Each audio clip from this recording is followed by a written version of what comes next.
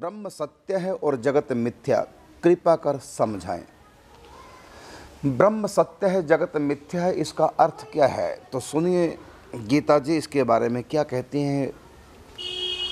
जगत मिथ्या, मिथ्या उसको कहते हैं जो त्रिकाल सत्य न हो, दिखाई देता है लेकिन है नहीं। जैसे दर्पण में अपने आप को आप देखते हैं लेकिन आप वहाँ होते नहीं, केवल दिखता है, होते नहीं। एक ये परिभाषा है। और ये जरूरी नहीं कि जो होती है चीज़ वो दिखाई दे या जो दिखाई दे वो होती है, ऐसा नहीं।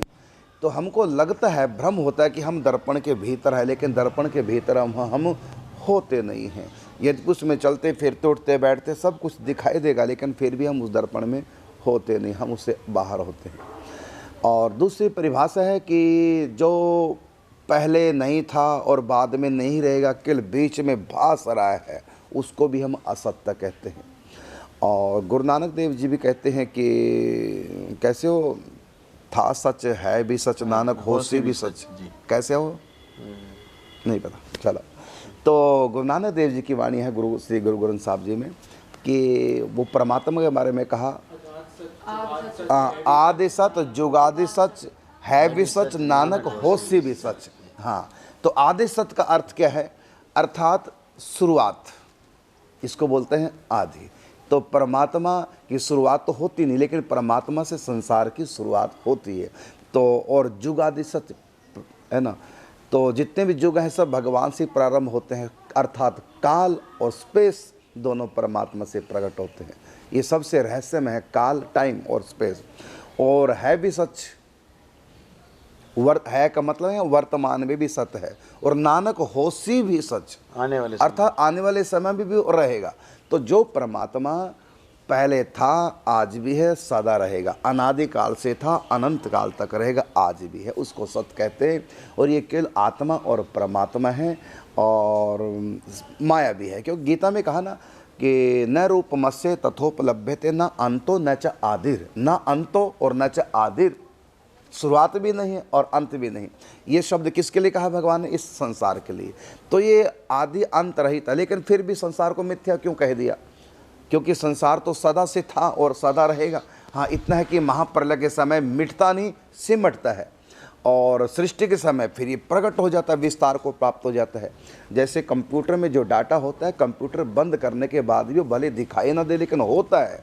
इसी प्रकार महाप्रलय के समय संसार भले दिखाई ना दे तब भी ये होता है, सिमट जाता है, इतना कम हो जाता है, परमात्मा के भीतर सिमट जाता है कि वो ना के बराबर ही हो जाता है, जबकि उसकी फिर भी सत्ता होती है। तो इस लिहाज से संसार को क्या कहा गया? सत्य कहा। अर्थात जो वस्तु पहले भी थी, अब भी है, सदा रहेगी, उसको सत्य कहते हैं।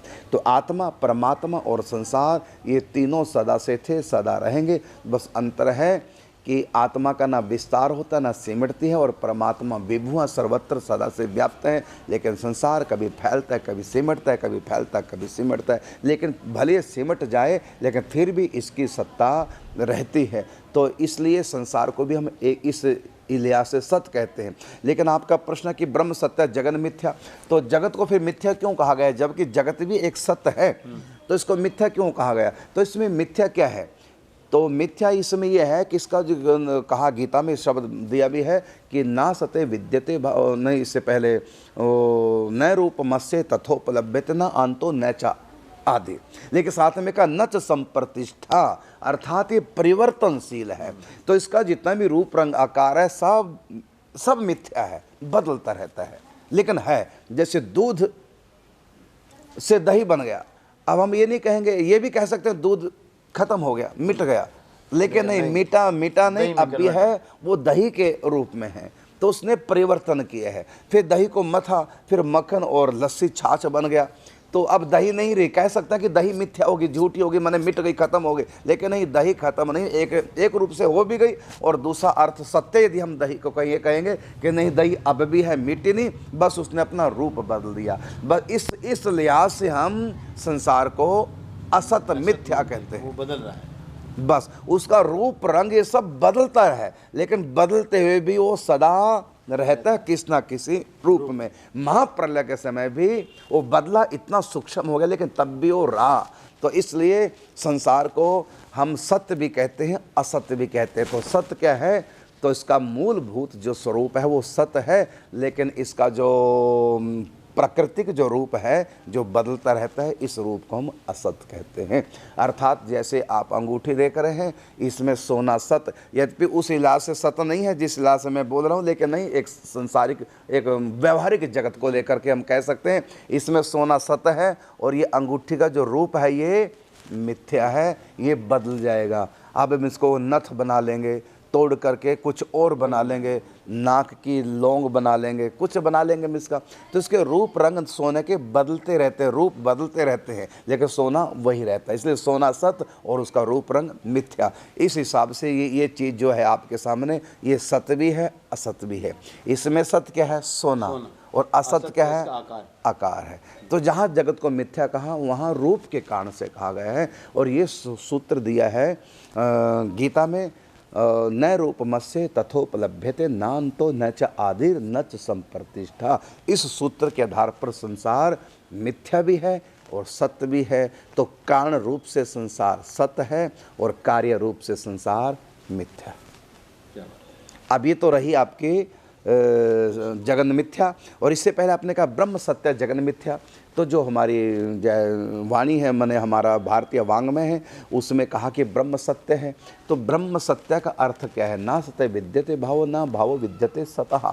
तो ये सूत्र भी गीता में भगवान ने दिया है कि जो सत्य है उसका कभी अभाव नहीं होता, अर्थात वो सदा रहता है। तो भाव को ही सत्य कहते हैं। भाव का मतलब होना और अभाव का मतलब न होना। जिस वस्तु का हमारे पास नहीं, तो हम ये भी कह सकते हैं इस वस्तु का हमारे पास अभाव है ना। जैसे मेरे पास इस समय धन नहीं, तो मैं कहूँगा मेरे पास धन का अभाव है। जो चीज़ नहीं होती उसको अभाव कहते हैं, और जो चीज़ होती है उसको भाव कहते हैं। तो ना भाव विद्यते सतः। तो ये जो कहा गया है कि जो असत्य है उसका कभी भी भाव नहीं होता, और जो सत्य है उसका कभी अभाव नहीं होता। तो भगवान आत्मा ये भाव रूप है, ये कभी भी अभाव में परिवर्तन नहीं हो सकते। माने ऐसा नहीं होगा किसी काल में कि हमारी आत्मा नहीं रहेगी, या किसी काल में हमारी आत्मा नहीं थी, या किसी काल में हमारी आत्मा नहीं रहेगी। इसी प्रकार परमात्मा भी सदा से थे, सदा से हैं, आज भी हैं और सदा रहेंगे। इसलिए हम परमात्मा को सत्य कहते हैं। सत्य का सीधा सीधा अर्थ है ना सत्य विद्यते भावो, ना भावो विद्यते सतः। अर्थात सत्य वस्तु का कभी अभाव नहीं होता और असत्य वस्तु का कभी भाव नहीं होता। जो असत्य है उसका अर्थ है कि अभाव, अर्थात है नहीं। तो अब संसार के बारे में क्या? आत्मा परमात्मा तो हैं, पहले भी थे, आज में सदा रहेंगे। अब संसार को लेकर के क्या है? तो आत्मा और परमात्मा की तरह संसार सत्य नहीं है, और इसमें थोड़ा सा परिवर्तन, क्योंकि आत्मा परमात्मा में परिवर्तन, लेकिन संसार में प्रत्येक क्षण परिवर्तन होता रहता है। तो इसलिए हम संसार को मिथ्या भी कह सकते हैं। तो जो कहा कि ब्रह्म सत्य और जगत मिथ्या, इसका अर्थ यही हुआ कि ब्रह्म सत्य है, सदा रहेगा, और इसी ब्रह्म की ममई वांशो जीवलोके जीव भूता सनातना। इस आत्मा को भी सनातन कहा। क्यों कहा सनातन? क्योंकि ये सनातन परमात्मा का अंश है, इसलिए सनातन है। इसी दृष्टि से संसार की प्रत्येक वस्तु भी सनातन है। ये संसार भी सनातन है, ये भी सत्य है, क्योंकि ये भी परमात्मा से ही उत्पन्न है। लेकिन फिर हम इसको मिथ्या क्यों कहा गया? उपनिषदों में जगत को मिथ्या क्यों कहा गया है? वेदों में जगत को मिथ्या क्यों कहा गया है? पुराणों में जगत को मिथ्या, झूठा क्यों कहा गया? मतलब है नहीं।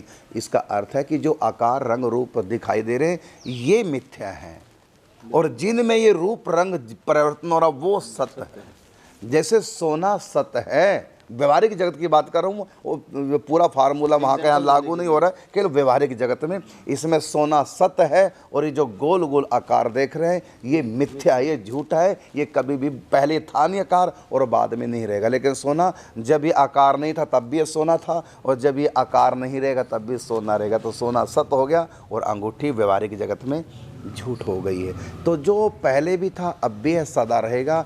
जो अनादि है और जो अनंत है उसको हम सत्य कहते हैं। लेकिन संसार को जो मिथ्या कहा गया, इसका मतलब संसार के रूप रंग प्रत्येक क्षण बदलते रहते हैं, रूप रंग मिथ्या हैं। लेकिन ये रूप रंग का जो आधार है, जो बेस है, वो परमात्मा है, वो सदा